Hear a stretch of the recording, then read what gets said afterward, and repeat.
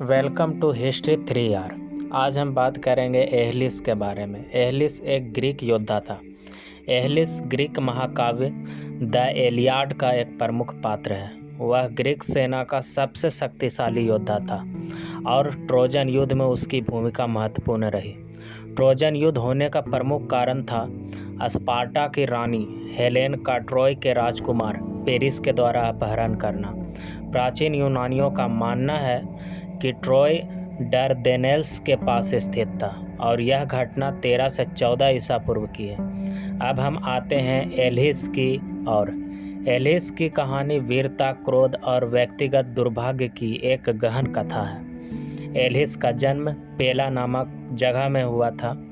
उसकी माँ टेथिस एक समुद्री देवी और उसके पिता पेलियस एक मार्त्य राजा था। एक प्राचीन भविष्यवाणी के अनुसार एहलिस या तो एक महान योद्धा बनेगा या युद्ध में मारा जाएगा।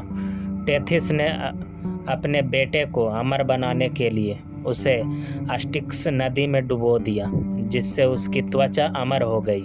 लेकिन उसकी एड़ी, जिसे उसके माँ ने उस एड़ी को पकड़कर नदी में डुबोया था, वह नरम रह गई, जिसके कारण एहलिस की कमजोरी उसकी एड़ी बनी थी।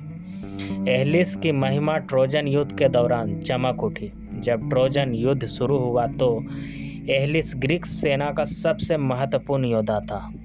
युद्ध की शुरुआत से ही एहलिस की भूमिका ग्रीक और ट्रोजन सेनाओं के बीच संघर्ष में केंद्रित रही।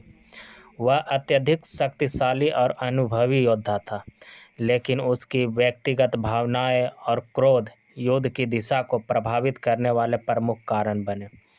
युद्ध के दौरान एहलिस और ग्रीक सेना के नेता अगैमेम्नन के बीच एक विवाद उत्पन्न होता है, जिसके वजह से अगैमेम्नन ने एचिलिस के प्रिय दासी बाइसरिस को अपने कब्जे में लिया। इससे एहलिस बहुत नाराज हो गया और उसने ग्रीक सेना से खुद को अलग कर लिया। एहलिस की अनुपस्थिति से ग्रीक सेना की स्थिति कमज़ोर हो गई और ट्रोजन सेनाओं को कई महत्वपूर्ण विजय प्राप्त हुई।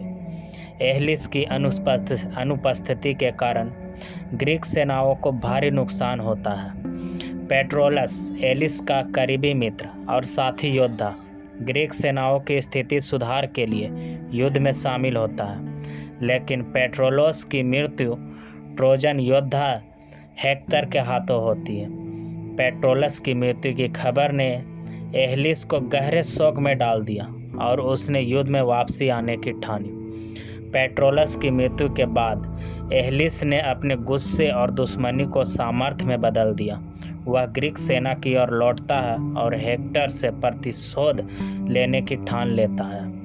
दोनों के बीच एक भयंकर द्वंद्व युद्ध होता है, जिसमें एहलिस अपनी पूरी शक्ति और क्रोध का प्रयोग करता है और हेक्टर को मार डालता है। उसने हेक्टर के शव को ग्रीक शिविर के चारों ओर खींचा, जिससे ट्रोजन लोगों में गहरा दुख और क्रोध पैदा हुआ। हेक्टर के मृत्यु से परेशान ट्रोजन राजा प्रियम अपने बेटे के शव को प्राप्त करने के लिए एहलिस से विनती करने जाता है। प्रियम की करुणा और विनती को देखकर एहलिस को भी करुणा का भाव होता है। वह हेक्टर के शव को सम्मान के साथ प्रियम को सौंपता है और दोनों पक्षों के बीच एक अस्थायी युद्ध विराम की घोषणा की जाती है। एहलिस की कहानी का अंत उसकी मृत्यु से जुड़ा है। ट्रोजन युद्ध के दौरान एक तीर वाले पेरिस ने एचिलिस की कमजोरी का पता लगा लिया था और उसको मालूम हो गया था कि एहलिस की कमजोरी उसकी एड़ी है। फिर वह उसकी एड़ी को लक्षित करके उसे मारता है।